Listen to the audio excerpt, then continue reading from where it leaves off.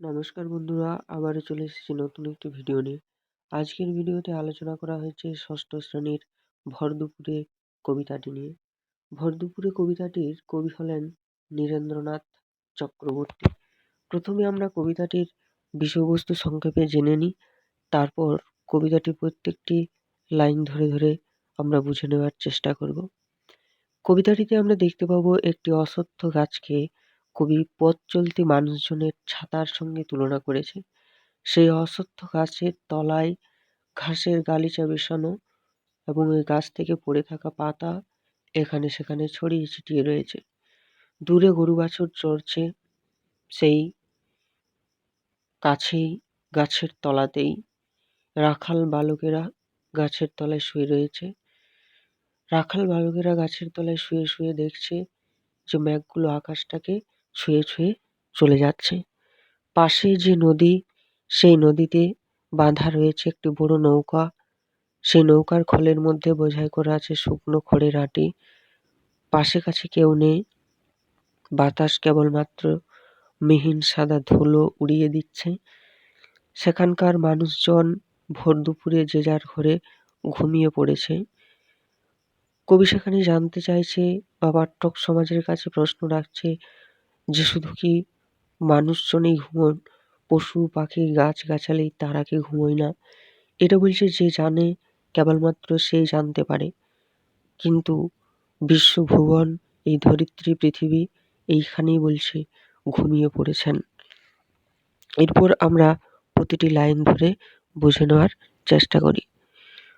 ওই যে অশ্বত্থ গাছটি অতু পথিক জনের ছাতা, তলায় ঘাসের গালচেখানি আদর করে পাতা।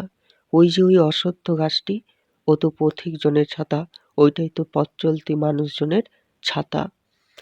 তলায় ঘাসের গালচেখানি আদর করে পাতা। ওই গাছটির তলাতে যে ঘাস রয়েছে, সেই ঘাসকে এখানে গালিচা কার্পেটের সঙ্গে তুলনা করছে। সেই কার্পেটের মতো করে বিছানো রয়েছে ঘাসগুলো এবং সেখানে এখানে সেখানে ছড়িয়ে রয়েছে গাছ থেকে পড়ে থাকা পাতা। চড়ছে দূরে গরু বাছুর গাছের তলায় শুয়ে, দেখছে রাখাল মেঘগুলো যায় আকাশটাকে ছুঁয়ে। আর ওই গাছের দূরেই গরু বাছুর চড়ছে, আর ওই যে অশ্বত্থ গাছ, সেই অশ্বত্থ গাছের তলায় রাখাল বালকেরা শুয়ে আছে। আর শুয়ে শুয়ে তারা আকাশের দিকে তাকিয়ে দেখছে যে মেঘগুলো আকাশটাকে ছুঁয়ে ছুঁয়ে চলে যাচ্ছে। খলের মধ্যে বোঝাই করে শুকনো খড়ের আঁটি, নদীর ধারে বাঁধা কাঁধের ওই বড় নৌকাটি।